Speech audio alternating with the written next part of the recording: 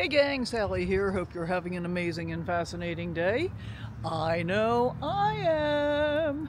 Hey, we're out this morning taking a walk with Kit, and I thought we would take this opportunity to talk about the difference between parking and camping, which also happens to be the difference between being and doing as far as I'm concerned. Kit, go around. Good boy. So, this is parking. Okay? I am in a parking lot, and I'm spending a lot of time in parking lots right now because right now I'm doing. So I think of parking versus camping this way. I'm traveling in the Northeast. I happen to be in Maine. I'm going to be spending the day exploring Gloucester and Rockport today, and what that means to me is when I'm out messing around all day long and all I want to do is, park and sleep, I'm not camping. It's basically the same as getting a hotel room, except, I'm sleeping in my own house. And so for that reason, I don't want to go to a fancy campground or a resort or any of that kind of stuff. To me, it's just an incredible waste of money to do that. And in part because I don't get to enjoy any of those amenities, even if I were to do that. So instead, I park. And I park in all kinds of different places. All of them legal. Don't do anything, don't be a scofflaw. I always say that. So, this happens to be a Home Depot. Most Home Depots will allow you to park overnight. Most Cracker Barrels, I've never met a Cracker Barrel where you can't park overnight. And we're going to talk about some of the differences between parking and camping as we go on.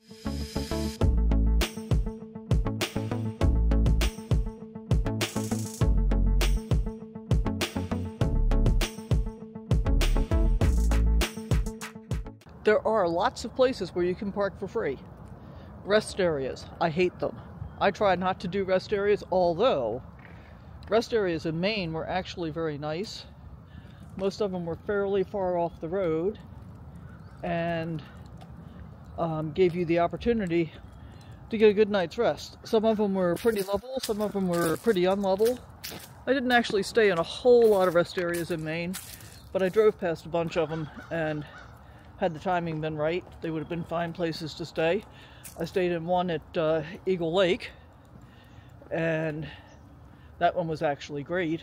I really enjoyed it because I could walk right down to the lake from where I was parked, so that was cool.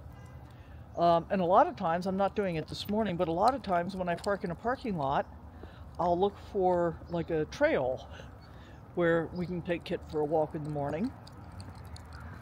And the reason I'm not doing that today, same reason I didn't do it yesterday, is that I know we're going to be doing a lot of walking today in some really nice places. So I don't need to make a special effort to do that, just to get him out this morning and let him do what he needs to do. Sniff and stuff like that. So camping, to me, is the time to be in nature. Camping is the time to be. It's when I'm being, not doing. So like currently, I'm exploring, I'm traveling, and I'm moving pretty much every day because there's a lot of stuff I want to see, and part of my real focus on this journey is exploring fall colors in as many different places as I can. So I'm still in Massachusetts right now, and I probably will be for another week because there's a lot of stuff I want to be seeing. Oh, I apparently walked through a spider web. Go figure. There's a lot of stuff I want to be seeing, so I'm not in a big rush to get out of here. And it also means that I will likely be parking for at least another week or so. I am starting to look for a place where I can camp and be able to stop for about a week, because the disadvantage to what I'm doing for me is that moving every day becomes tiring. And for me, moving is not difficult. I mean, I can be ready to drive within 5 minutes of the time that I decide to do it. I don't have a lot of stuff to put away or much to do to be able to get ready to drive. don't have a lot of things to secure, that kind of thing. But camping gives me the opportunity to relax, think, do stuff.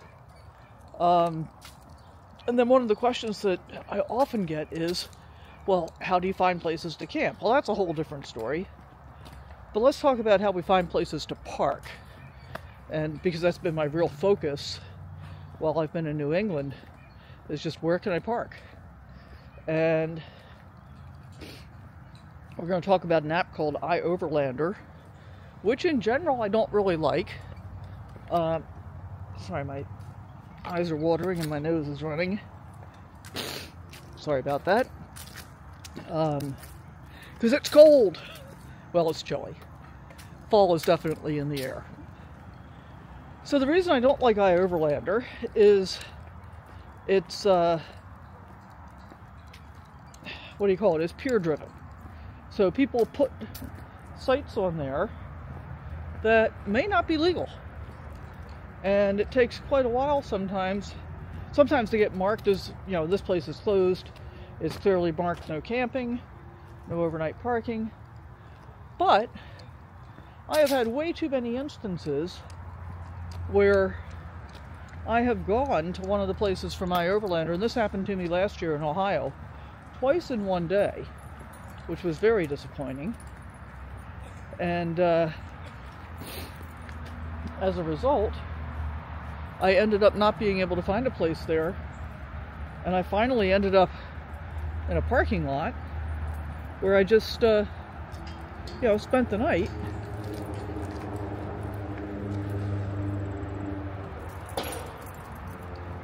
Sorry, I'm trying to get out of the midst of the Home Depot stuff here.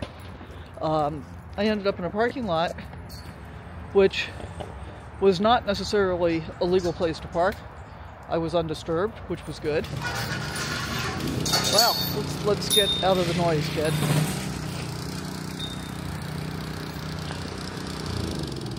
And I'm out here at the end of Home Depot. Here, let me show you what. That's what we were just hearing. They're starting up their engines. Heaven only knows why. This guy was over here opening the gate as I came through. This is all their overflow inventory stuff. And this is quite a busy Home Depot, by the way. It was pretty active. Up until about 9:30 last night. They closed at 10. And then it was very, very quiet. So one of the things that I like about Home Depots as places to park is that generally they have lower level lighting than Walmart does. As in, Walmart has a lot of lights that burn bright all night long. It's very, very bright. And it's usually pretty hard for me to get it dark enough to be able to sleep comfortably. A lot of people like Cracker Barrels. So Cracker Barrel can be good and bad. Oops, we'll let Kit do his thing on his own. So one advantage with Cracker Barrel is you can get food if you want, and you should. I mean, I believe that if you're parking at a place of business, you should be frequenting that place of business.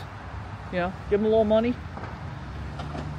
A lot of Cracker Barrel parking lots are fairly small. Many of them aren't. Many of them are pretty big. But they are almost always near a freeway. They're almost always pretty noisy. And you can hear all the traffic picking up here now because I kind of messed around reading and cuddling with Kit this morning until 8:30. And then I'm like, oh, if I'm going to do something today, I better get moving. So that's kind of the downside of Cracker Barrel for me, is that they can often be noisy. But I'm going to put in the video here from the Cracker Barrel I was at night before last. And that was like super fun. There were a lot of RVers there. And we ended up, I don't know, probably half a dozen of us in the grassy area, hanging around, talking with our dogs, and just having a great little chat. Here I am. And then there's that one. And that one. And the one behind it you can't quite see.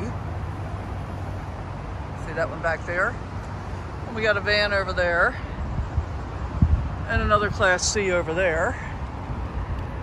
And I think There was, oh yeah, there's another one back here. See the Jayco back here?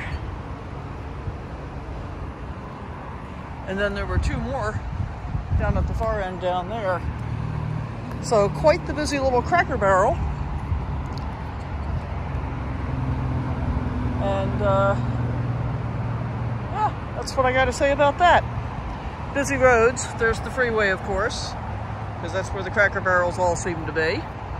This road's pretty busy. And there's another one over there. So it was not a super quiet night.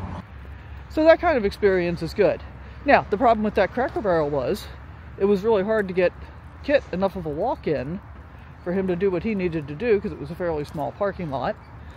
And it was a busy road with a short period piece of sidewalk that went down the road. So not the safest place to be walking. And then one of the considerations for parking lots always is getting level. So like, I don't know how well you can see this, but I'm up at the upper end of the parking lot now. There's the Home Depot building. And this slopes downhill. And I started off trying to get up here yesterday because, you know, I usually try and park as far away from the building as I possibly can. I just couldn't get close enough to level here at all. So I ended up where I am, which is to the left of the building, outside the garden area, which turned out to be a really busy parking area. As I said, people were coming and going the entire time. So how do I find these places to park? Well, I just named several that pretty much allow you to park anywhere. But what is the downside of parking versus camping, and especially if you're camping in a campground or camping in a resort or something like that? Let's get back inside where I can warm up, and then we're going to talk about that. Okay, that's better. And yes, change of clothing, because I actually had two long sleeve plaid shirts on. The other one was kind of a shacket thing. I was able to take that off when I came back in, and the heat was running in here, which is even better. So, finding places to park, relatively easy. Finding places to camp in the Northeast, especially free boondocking, much more difficult. I had a beautiful, beautiful place up on Seboyas Lake, and I stayed there almost 2 weeks. That is the best boondocking site I've had in all of New England. And of course, because it's prime leaf peeping season, other things that I would do normally, like Boondockers Welcome or Harvest Toast, have been kind of hard to find. So Boondockers Welcome, you can often get 3 to 5 nights at a location. Kit, it's okay, it's okay. We've got this thing. No barking. No barking. Good job.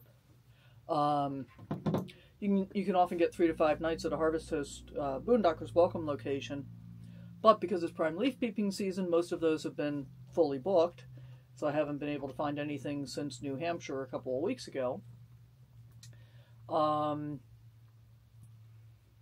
And Boondockers, and Harvest Toast locations, typically one night. Occasionally they'll let you stay more than one night, but same thing, a lot of stuff has been booked up and unavailable in these time periods. So I'm spending a lot of time in just parking lots. And I know a lot of people disagree, but because of all the traveling I'm doing, that really doesn't bother me to be staying in parking lots. Would you stop, like, mouthing me, please? Here, let's talk to the people. Come talk to the people. Come on over here. Come on. There we go. There we go. Can you say hi to the people? Yeah, that's my good boy. That's my good boy. But one of the issues with being in parking lots all the time is that I have to find other things. I've got to find water. I have to find dump stations. And so that's kind of a thing as well. And the iOverlander app actually works pretty well for finding dump stations and water. Pretty well. I had tried a couple of water locations, I think back in Illinois, and they didn't work out. Not iOverlander's fault, just that the two places that it had recommended were both local parks, and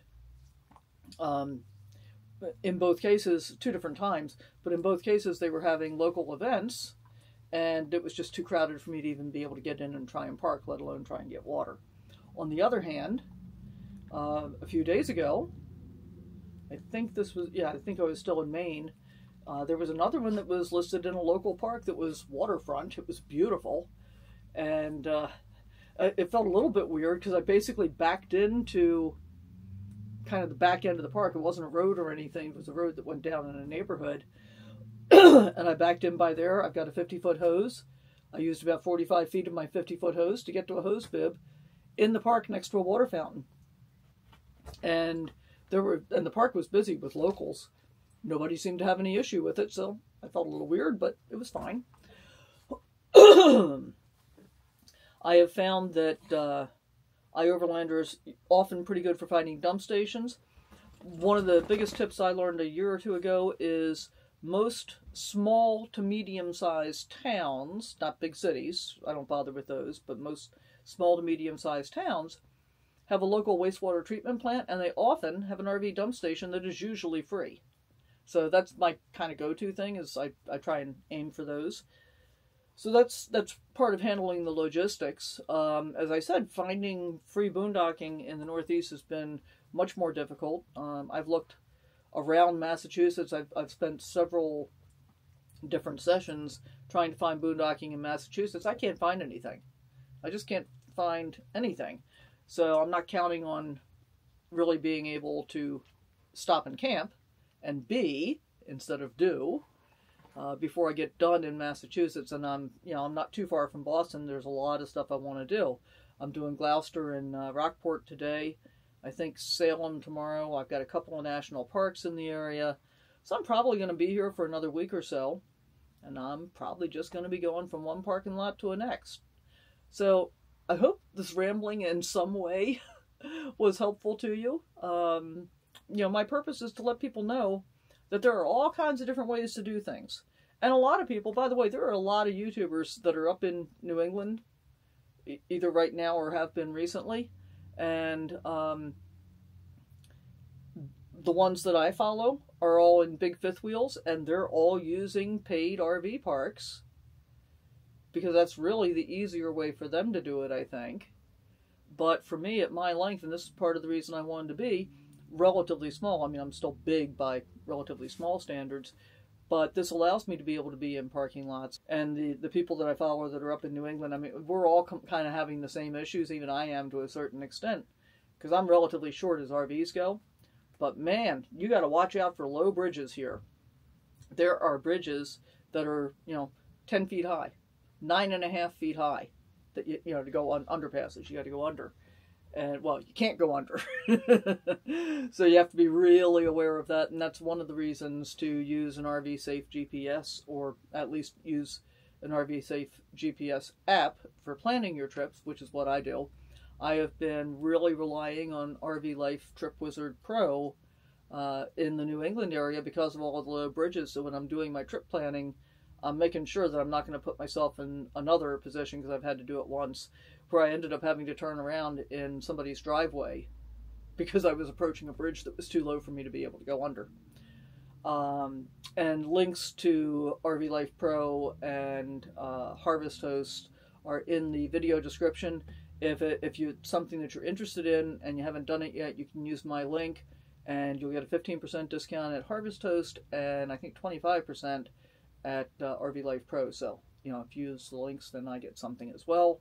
I don't even remember what they give me, but it doesn't cost you anything extra and actually gets you a discount. So there's that. As always, thank you so much for watching my videos. Hope you got something useful out of this. Please consider subscribing if you haven't already. And there's also a link to become a channel member if you want to do that in the video description below. I've talked about it before. It helps support the channel and get you some extra perks. So there's that. Consider subscribing if you haven't. Give us a thumbs up. Leave a comment down below. Sorry, this is really kind of rambling, but we'll see you next time.